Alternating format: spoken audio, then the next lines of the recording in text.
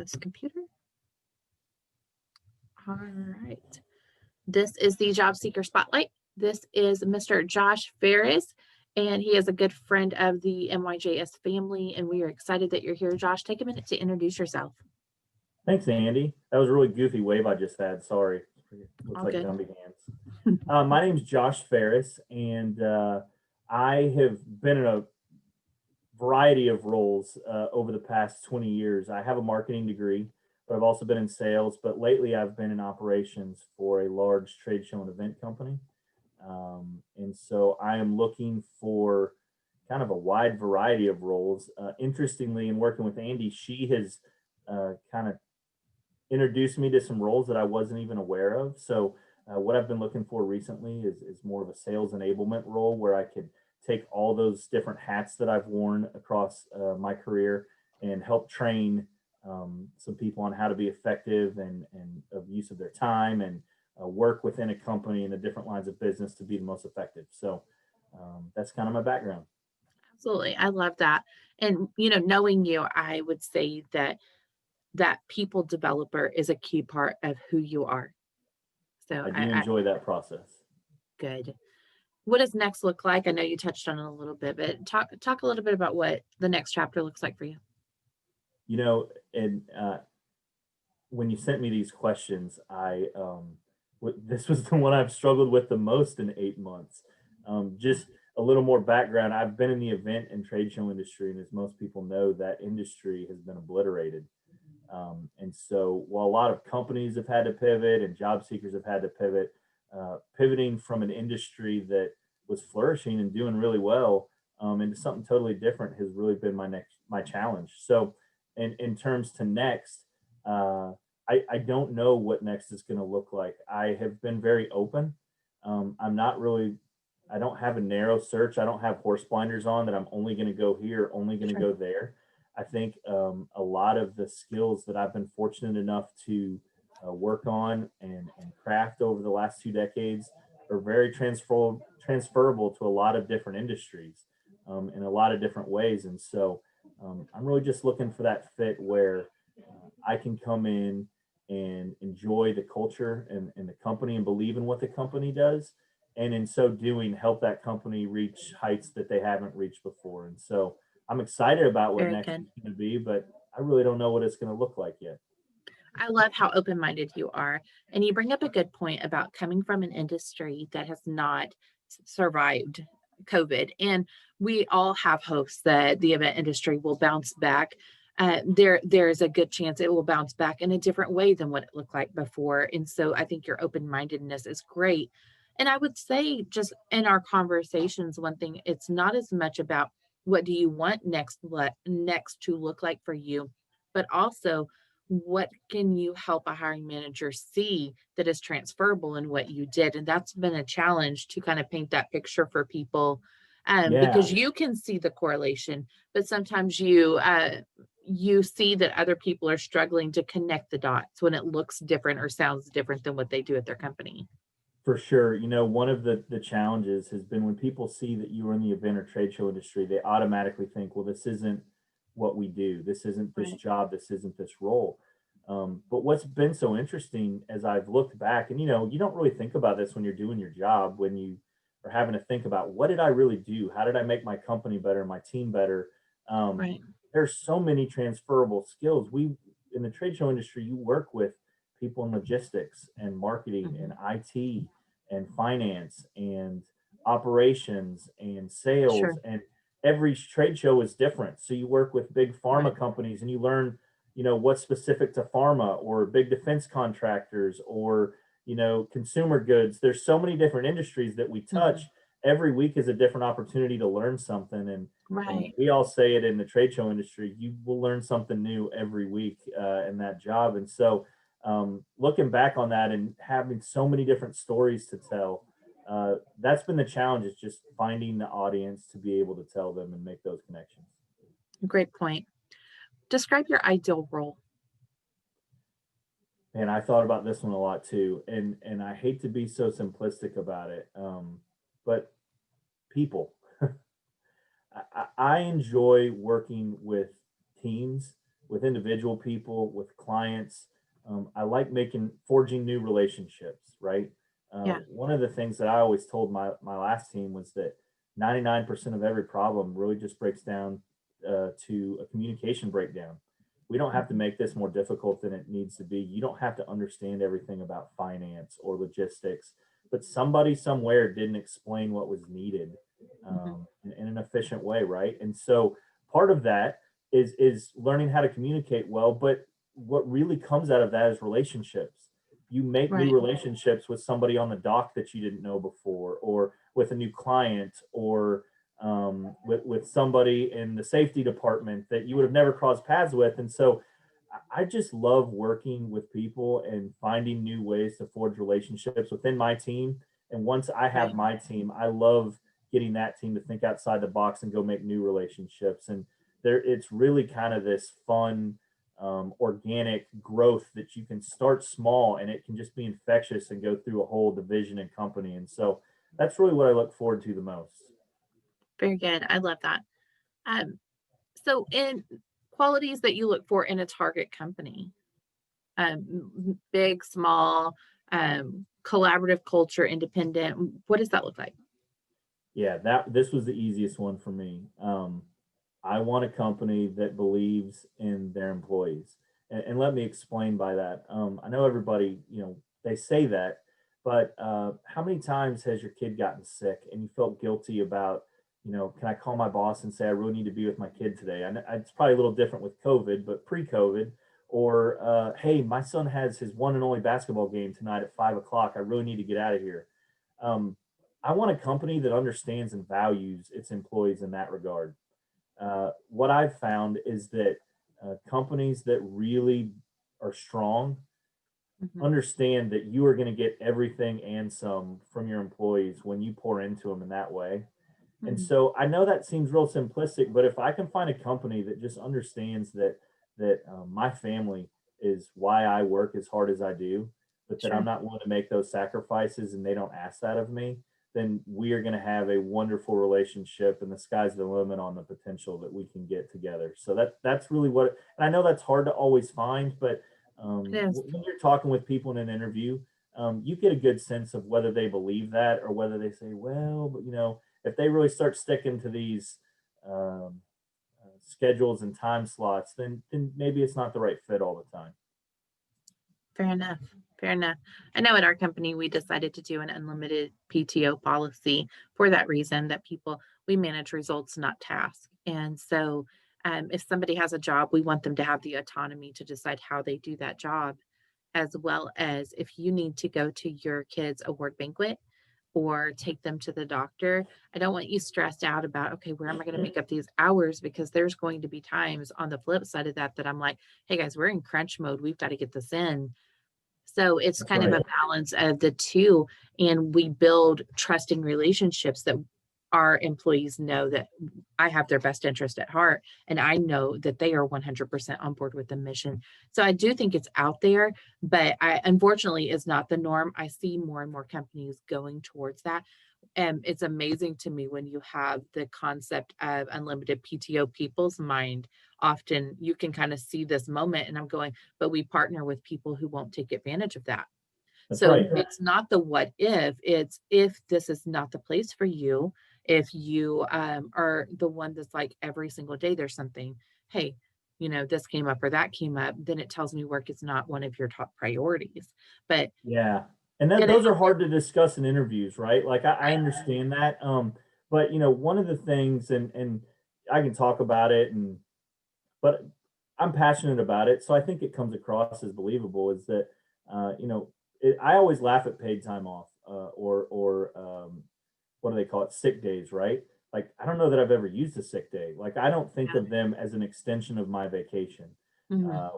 I see these jobs as really a blessing, and we're called to give it everything we've got. And so, one of the benefits that I've had is I've worked from home for 8 years. Mhm. And so I know that's kind of starting to become more the norm with COVID, but I've found that it's actually I'm so much more productive because I don't spend three Mhm. hours a day in a car. Get in Absolutely. there early because I'm an early person. So if I Mhm. wake up at 5, I can start on the project I was working on last night and start firing off emails and get my day Absolutely. going early. And so, when you have somebody who's driven and knows what needs to get done, and you quickly can build that trust, there's really no limit, because the way I see it is, work is work whenever it needs to get done. Which, and in the trade show Sure. industry, it's a 7 day a week, 365-day a year. So, when I go Right. to church on Sunday morning, I'm obviously not working. But if I have to come home and do something for a couple hours after because it needs to get done, that's just part of the gig, and that's how you grow, and that's how you, again, back to relationships, that's how people start to trust you more. I Right. think, I know I'm jumping ahead in your questions, but one of the You're things good. I'm most excited about, or I think about, is a relationship I developed with a client. She's 4 months older than me, so we kind of have this fun brotherly sisterly back and forth. Sure. Today was her birthday, actually.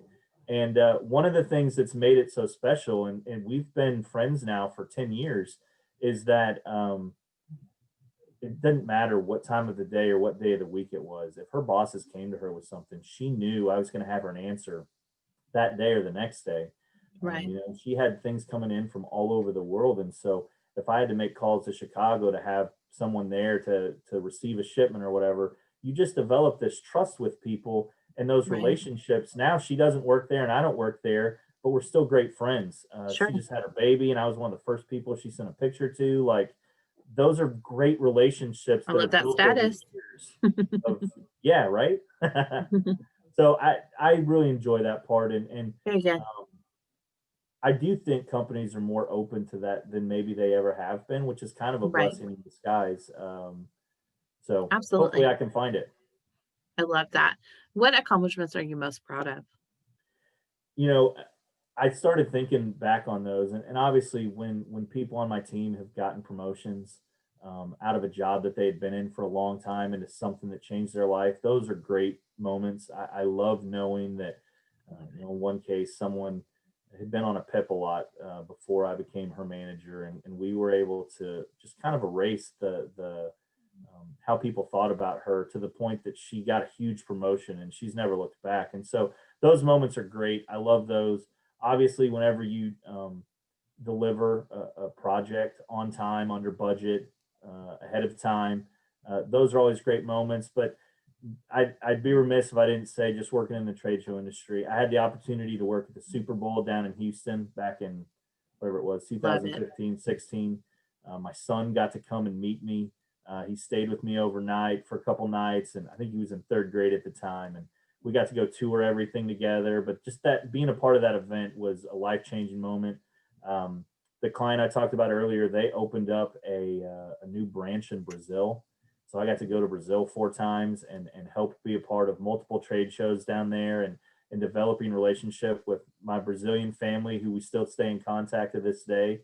So just things like that, they're fun. And what I think is most interesting is, no matter what industry you're in, when you get to meet people outside of maybe the 8 to 5 and really get to know them and more about them, there's a lot of fun moments like that get you Sure. excited and amped up. And so, uh, I always look for those, because you just never know. The thing that this has taught me, being furloughed and networking and working on those skills, has taught me, is you never know where the next relationship that can change your life forever is going to come from. And so, I think Absolutely. in my next job, I'm probably going to be more excited and amped up about finding those, every day, but just because they're there, I've made them Right. now. And who would have ever thought that you and I would become such great friends? So, Absolutely. Absolutely. I think that I have developed friendships with people that I would not have encountered had they not been unemployed. And I'm so thankful for the connections I've made and the ability to just partner with people as a small part of their journey. And that's been a lot of fun and very, very intrinsically rewarding for me as well. So agreed. I'm glad we met. So, what are your top skills? I like people, and I think one of the things that's become evident to me, and I guess I always kind of knew this about myself, but I've had more people tell me this, is I'm very Mhm, comfortable, in my own skin and talking. mhm. I've developed and led trainings, for sales trainings, for operational training, safety trainings, for software training for years. And I've Right. never had a problem being in front of people and talking. If it's something that you're passionate about, it's really not that difficult. Right. It's actually pretty easy. And so public speaking and leading teams is something that I'm comfortable with. But one thing that I have maybe struggled to admit, not because it's a bad thing, but just because I've always kind of thought that I'm not as good as I have been. But over the course of my career, I've gotten really adept at taking information, monthly metrics, P&Ls, strategic plans that have a lot of data in them, and Right. compiling it into a very easy to read deck that could go to senior management or to my team or to whomever. I can understand the bigger picture, and I can pull pieces out of that and create graphs and stories that are helpful both for training purposes or just to report how we've done. And so that's something that I enjoy actually. It's just crunching the numbers and creating something out of nothing. So between Yeah. that and leading teams and public speaking, I'd say those are probably my top skills. So it's so rare to find people who are both passionate and data driven, who are very people oriented, but also love crunching numbers. I relate to this. That's part of my personality. I love data and science, but I also thrive in interactions with people and developing others. So I love that you have both of those skills. I relate to them. Well, But it's also, funny. go ahead. Well, I was just gonna say it's funny because my wife and I sat down last week.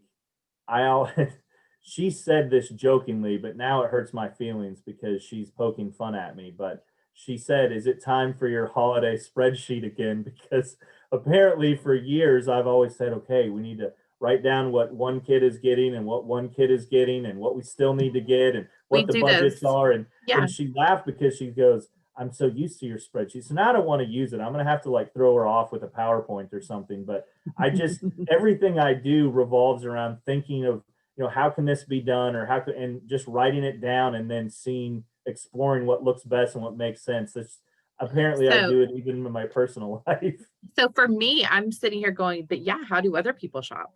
How do other people plan Christmas without a spreadsheet? And so Right. I get it. My mom actually is the spreadsheet queen, and I picked it up from her. So I get that.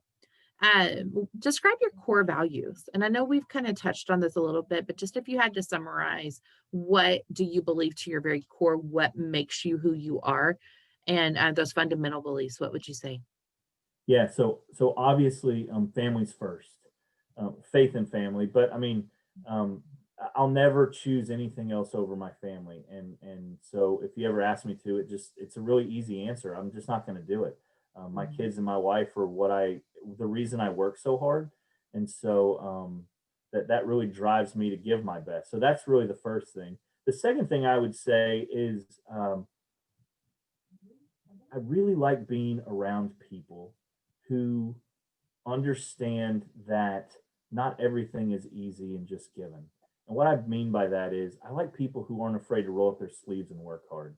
Right. This probably started the more I've thought about it this year from back when I was a kid. And my parents would take us to church on the Sundays where we had family potlucks after church. And we were always there early to set up all the tables and chairs. Mhm. And we were the last ones to leave by vacuuming and putting them all away because somebody had to do it, right? And Yeah. and I think and I've told them this, I don't think I realized how important that was to me, but I'm not afraid to work hard and roll up my Right. sleeves and do something that I may not have ever even done before. Um, I remember, just as an example, when we went to Brazil for the first time, I reached out to multiple people within the company and found out no one had ever done business in Brazil before us. And we were looking for a driver and a translator because Mhm. we were flying into Sao Paulo, but we had to drive like 3 hours outside of the city to where our vendor was.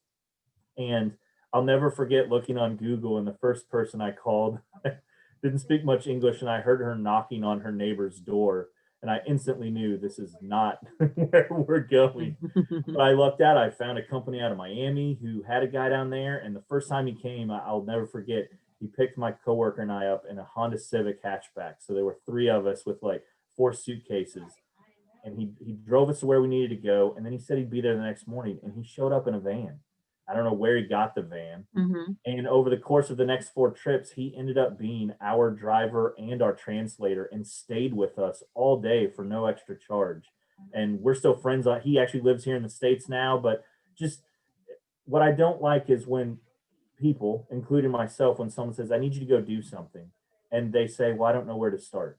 Well, that's not where you start, because in the time it took you to say that, somebody else has already gone and tried something and probably failed and figured out that didn't work and gone to the next one. And so I like being around people who just think outside the box and try Absolutely. things and start getting the ball rolling, because teams that are built that way, they don't fail, because they know Right. that failure actually isn't the end game. Failure is the only step to success. And so I would say those are really my core values. It's just family and working hard, and knowing that failure is not actually a bad thing. It's actually the only way to succeed.